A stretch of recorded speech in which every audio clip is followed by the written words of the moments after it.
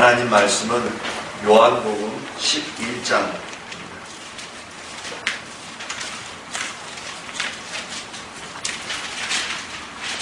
요한복음 11장 1절부터 15절입니다. 신약성경 164페이지입니다.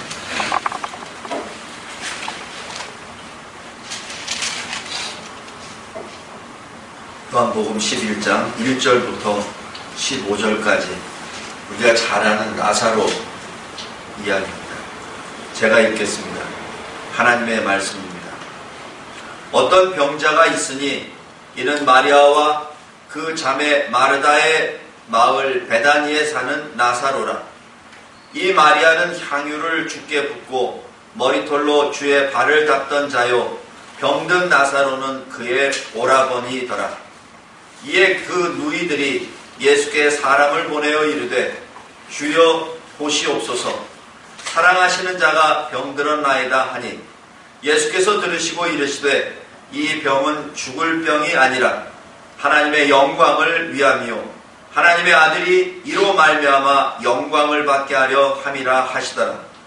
예수께서 본래 마르다와 그 동생과 나사로를 사랑하시더니 나사로가 병들었다함을 들으시고 그 계시던 곳에 이틀을 더 유하시고 그 후에 제자들에게 이르시되 유대로 다시 가자 하시니, 제자들이 말하되 랍비여,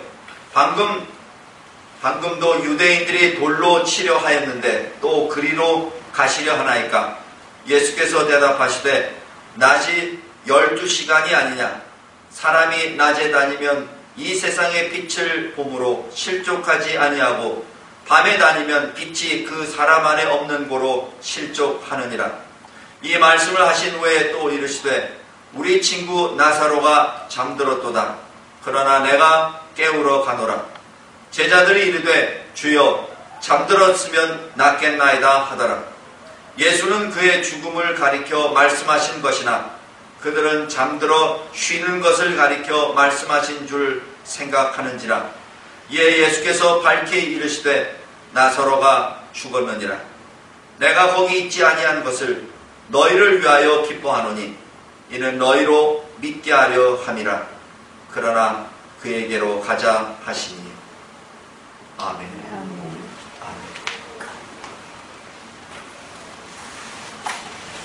293장 찬양하겠습니다.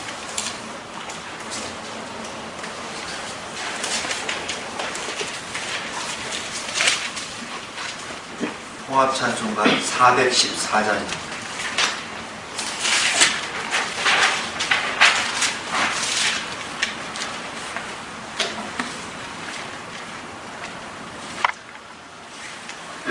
주의 사랑 비칠 때의 기쁨 오래, 근심 걱정 물러가도 기쁨 오래, 기도하게 하시면 희미한 것 물리쳐 주의 사랑 비칠 때 기쁨 오래, 그 큰 사랑 내 맘속에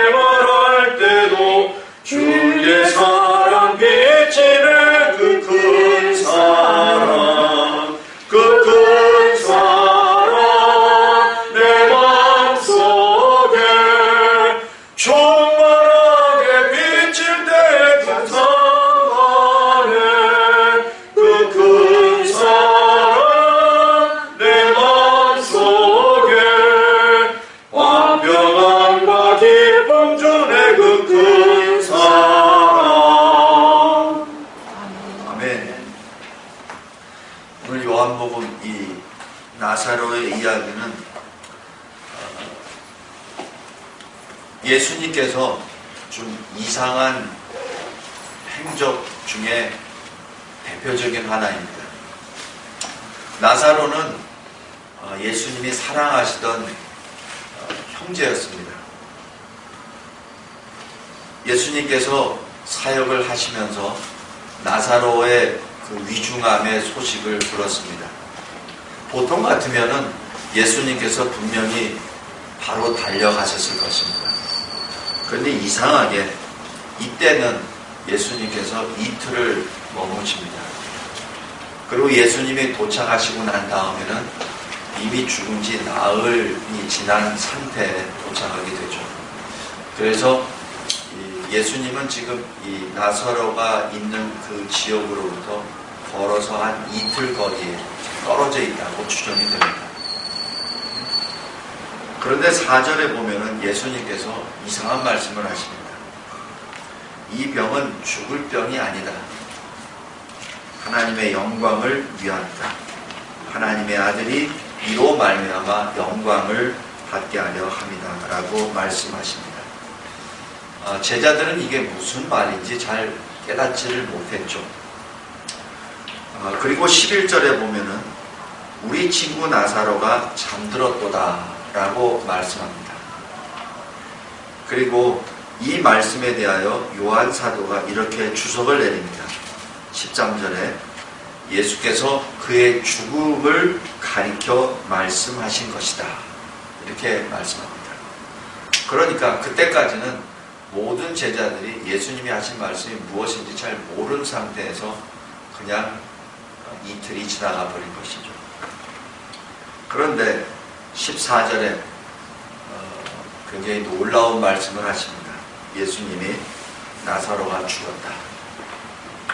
그리고 더 이상한 것은 15절의 말씀입니다. 내가 거기 있지 아니한 것을 너희를 위하여 기뻐한다. 사실 주님이 말씀하신 한마디 한마디가 이 제자들에게는 전혀 이해가 가지 않았습니다. 도대체 이것이 무슨 말씀인지.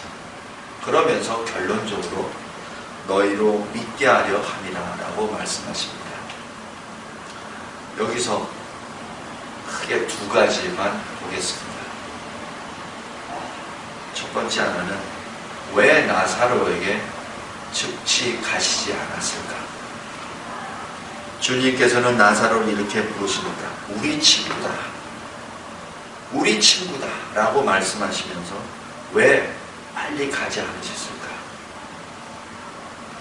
두 번째는 그러면은 주님이 원하시는 것은 무엇을 원하시며 그리고 나사로와 그리고 나사로의 친구 되는 예수의 제자들은 무엇을 해야 합니까? 두 가지입니다. 먼저 첫 번째, 왜 예수님은 가시지 않았습니까? 당시 유대 풍습에서 보통 죽은 자가 3일이 지나면은 그 영혼이 떠난다고 믿고 있었습니다. 그래서 만약에 3일 이전에는 혹시 돌아올 수도 있으니까 이 무덤에 묻지 않고 혹시 무덤에 묻었더라도 바로 혹시 영혼이 돌아오면은 다시 맞이할 준비를 하고 있는 상태의 풍습이었었습니다. 근데 4일이 지나고 나면 어떻게 되죠? 아예 떠나버린다고 믿고 있죠. 그래서 예수님은 그때까지 기다리신 겁니다. 왜냐하면 혹시 이틀 만에 아니면 3일 만에 주님이 다시 살리셨을 때는 이렇게 해석할 것입니다. 아, 나사로가 잠시 기절했었나 보다. 나사로가 잠시 그 혼이 좀 빠져나갔다가 나중에 어떻게 들어와서 살아난 겁니다. 다시 여기서 무슨 말씀하냐면은 예수님의 어떤 표적이나 그 이적에 대해서 인정하지 않을 수도 있습니다.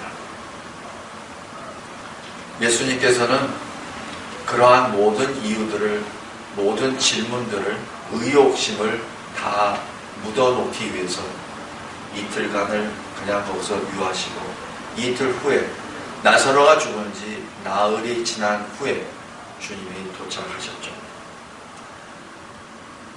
그런데 그런데 예수님께서는 무엇을 지금 말씀하시기 위하여 지금 나흘 후에 나사로에게 가십니까? 왜 나사로에 죽은 지 4일 후에 왜 그곳에 도착하십니까?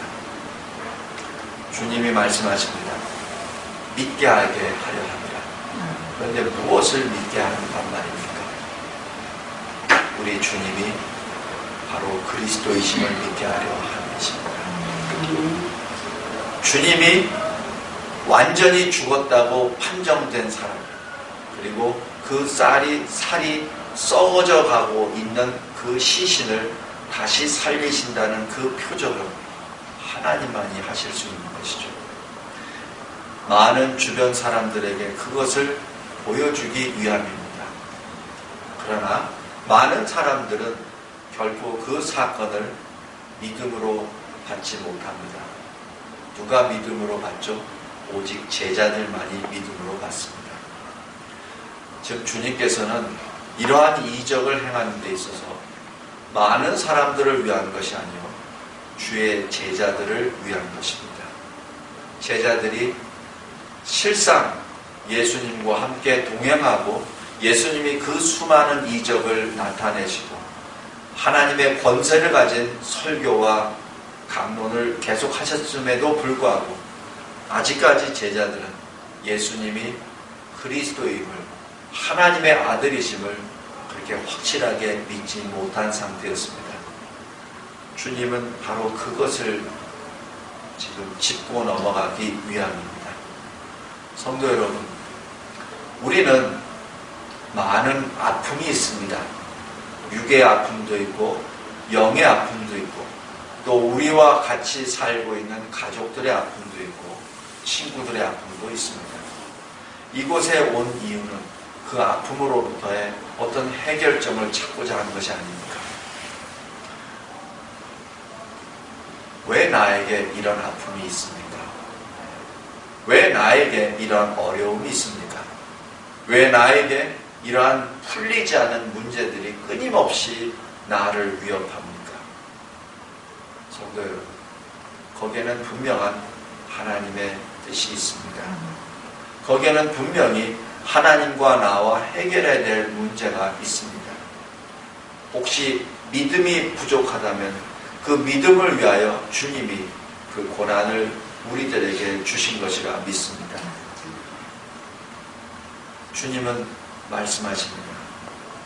나사로야, 내가 지금 괴롭고 내가 지금 죽어가는데도 불구하고 내가 너에게 가지 않은 이유는 내 제자들의 믿음 때문입니다. 나사로는 나중에 그 사실을 아마 알게 될 겁니다.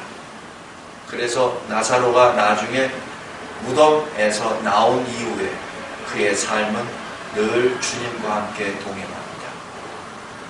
예수를 죽이려고 많은 자들이 둘러싸고 특별히 유대교 지도자들이 예수를 어떻게 죽일고 계략을 세우고 또 직접 죽이고자 할 때 그 현장에 나사로는 항상 있었습니다. 그리고 나사로는 예수를 증거하였죠. 그리고 그 나사로를 또 유대교 지도자들은 또 죽이려고 하였습니다. 그것이 요한복음 12장에 기록되어 있습니다.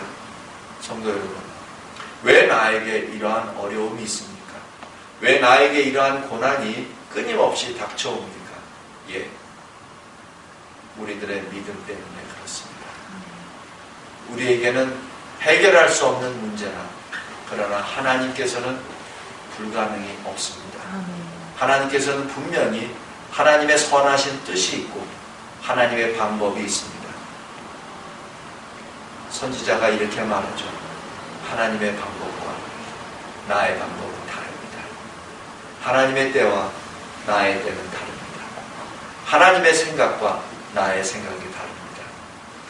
오늘 본문 이 11장에 나와 있는 나사로 앞에 계시는 이 주님은 우리의 방법이나 우리의 때로 나사로에게 오신 것이 아닙니다. 주님의 방법과 주님의 때에 나사로에게 오십니다. 그저 세상 사람들이 깜짝 놀랄 만한 어떤 깜짝 쇼를 보여주시기 위하여 주님이 그렇게 오신 것이 아닙니다. 주님은 나사로를 포함하여 주님을 믿고 따르는 제자들의 믿음을 위한 것이죠. 성도 여러분, 이곳에 와서 기도합니다. 그리고 응답도 받습니다. 그 응답 받는 것으로 만족해서는 안 됩니다. 분명한 주님의 뜻이 있습니다. 주님이 우리에게 고난을 주실 때는 분명히 뜻이 있고, 주님이 우리에게 그 응답, 기도와 간구의 응답을 주실 때는 분명한 뜻이 있습니다. 그것은 지금 성경 말씀이 증언합니다. 우리들의 믿음을 위한 것입니다. 두 번째는 우리가 하나님의 은혜를 받은 자로서 그러면 어떻게 살아야 합니까?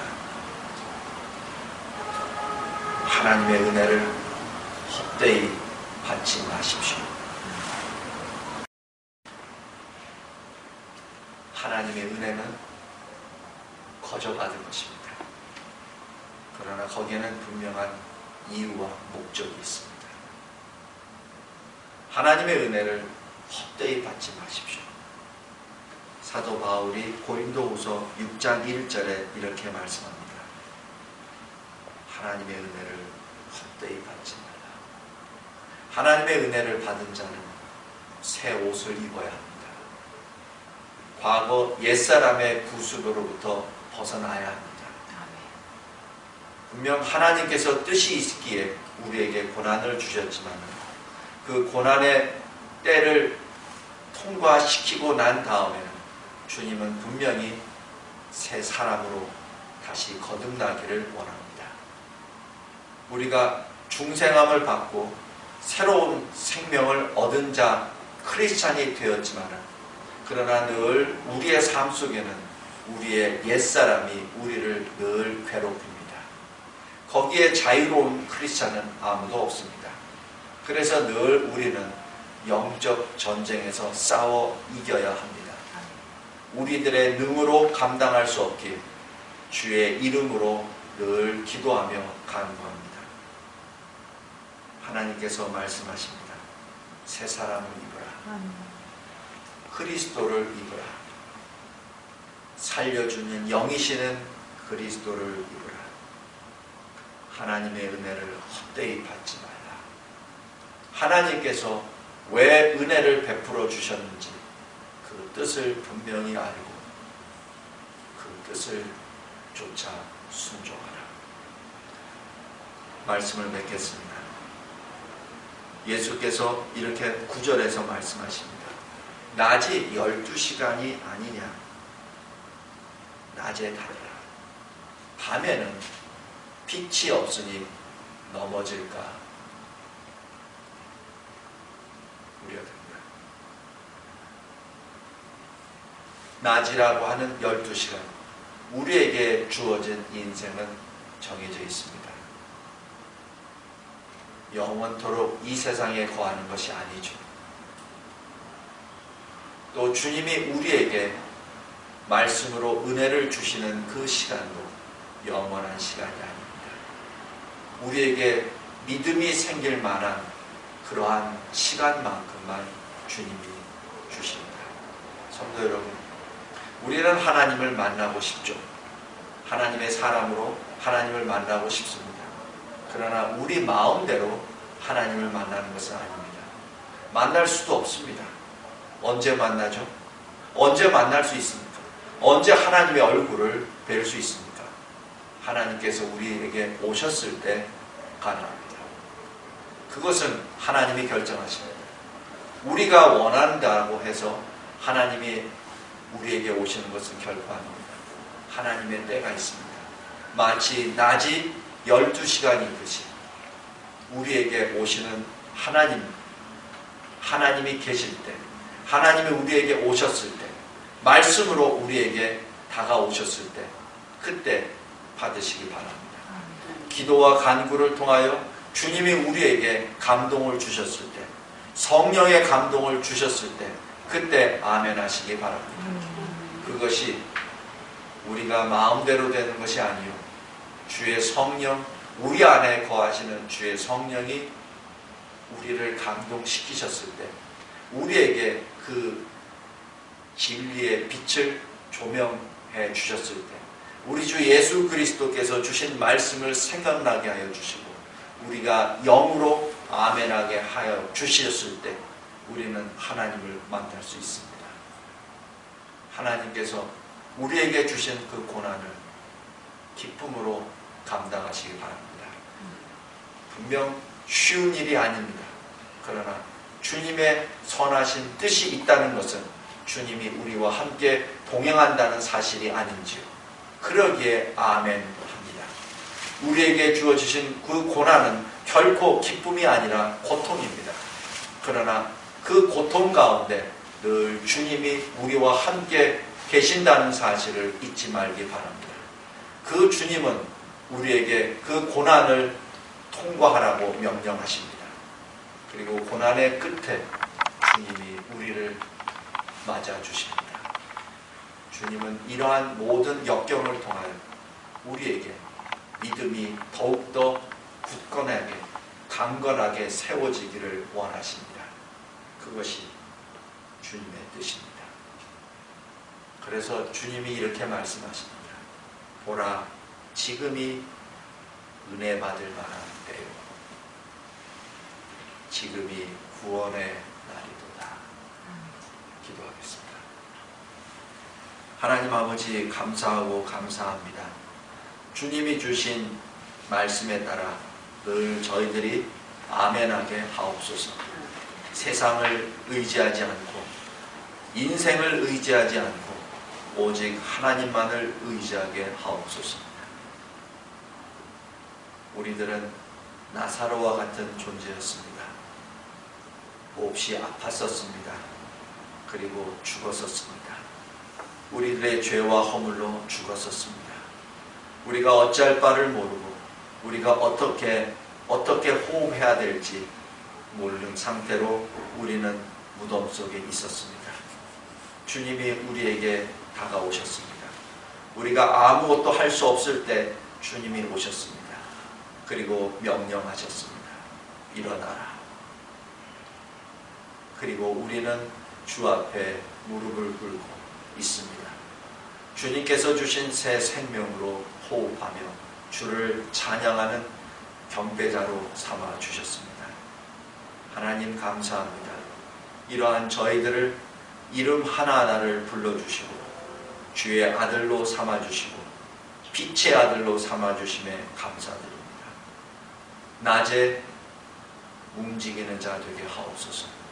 주님이 주신 구원의 때, 은혜 받을 만한 그 때에 움직이게 하옵소서. 저희들을 기왕 구원의 대열로 포함시켜 주셨사오니 저희들을 마음껏 사용하여 주시옵소서. 하나님의 선하신 그 수단으로 사용하여 주시사 주의 영광을 나타내는 저희들 각자 되게 하옵소서.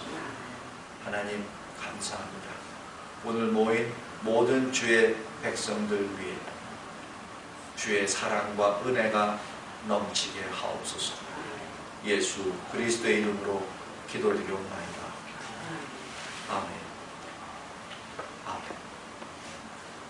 410장 함께 찬양하겠습니다.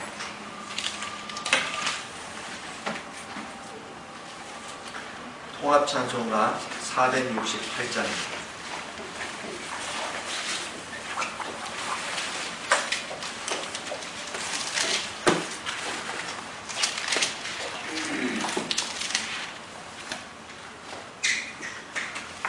내 마음에 한 노래 있어 나 즐겁게 늘 부르네. 이 노래를 부를 때에 큰 평화 임하도다. 평화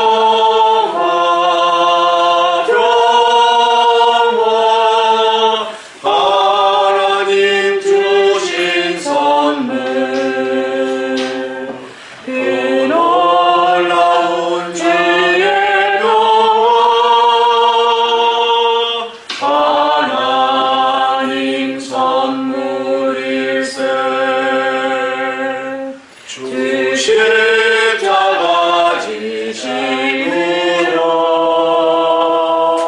날 구원해 주셨으며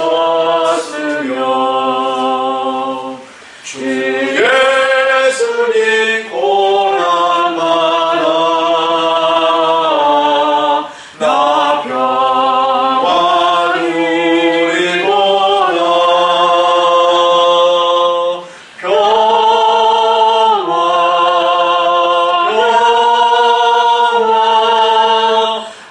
하나님 주신 선물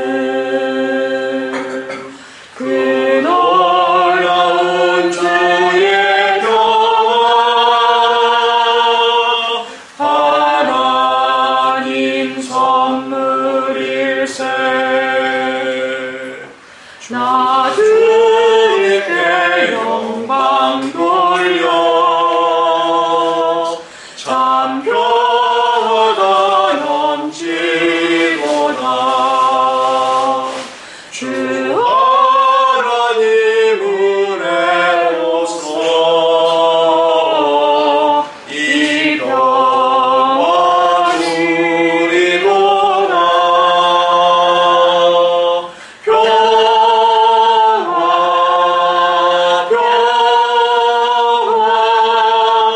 하나님 주신 선물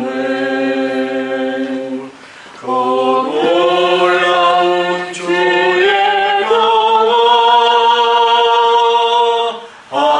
하나님 선물일세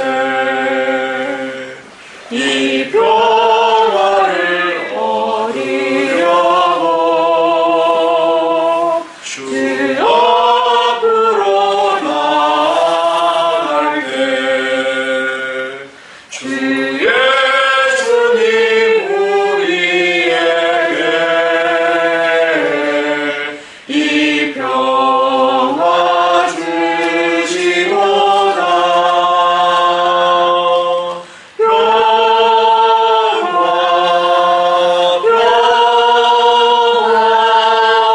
하나님 주신 선물 그 놀라운 주의 평화 하나님 선물일세 우리가 받은 그리스도 십자가의 은혜는 우리가 받을 자격도 없고 아무것도 한 것도 없는데 하나님께서 일방적으로 주권적으로 선수적으로 우리에게 베푸신 것입니다. 그 은혜의 결과 우리에게는 평강이 옵니다. 우리에게 주신 그 평화 그 평강은 하나님으로부터 온 것이죠. 우리로부터 온 것이 아니라 하나님이 주신 평화입니다. 그래서 노래합니다. 그래서 새 노래, 구원의 노래를 합니다. 3절, 4절 같이 다시 부르고 축도하심으로 오늘 이 예배를 1차 예배를 마치고 우리 사모님 나오셔서 기도를 인도하시겠습니다. 3절, 4절 나 주님께 영광 돌려 참 평화가 넘치도다 주 하나님 은혜로서 이 평화 누리도다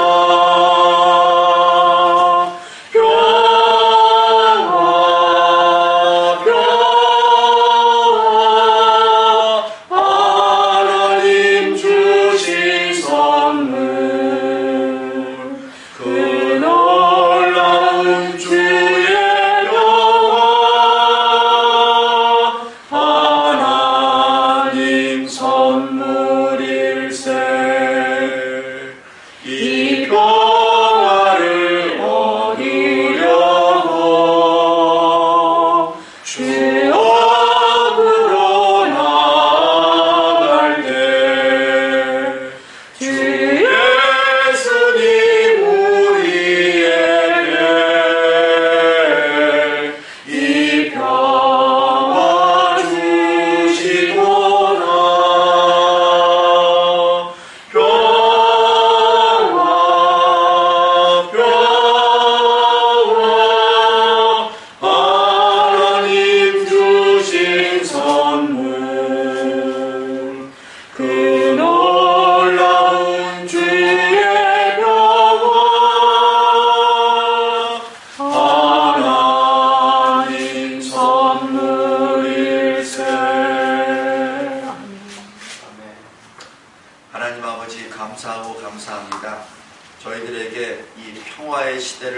하게 하여 주시고 이 안락한 곳에서 마음껏 예배와 찬양과 기도드리게 하심에 감사드립니다. 아멘.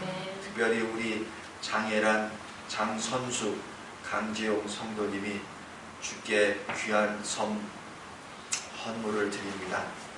주님 기쁘게 받아주시고 그들의 모든 기도 제목 위에 하늘의 응답 허락하여 주시옵소서. 아멘. 지금은 우리 주 예수 그리스도 십자가 구속 은혜와 우리 하나님 아버지 그 위대하신 사랑과 성령 하나님의 내재하시고 늘 우리를 의의 길, 영생의 길, 영광의 길로 인도하시니 우리 주님이 말씀으로 우리에게 역사하실 때 아멘으로 화답하며 주님이 주신 그 말씀 하나하나로부터 우리들의 믿음이 더욱더 강해져지고 그리하여 주의 제자로서 주를 증거하며 또 증거하기를 소원하는 이곳에 모인 주의 사람들 머리 위에 그리고 온 세상에 흩어져 있는 고난 가운데 있으나 그러나 늘 주님만을 사모하며 바라보고 또 순종하기를 원하는 주의 흩어진 백성들 위해 지금부터 영원까지 함께 있을지어다. 아멘. 아멘.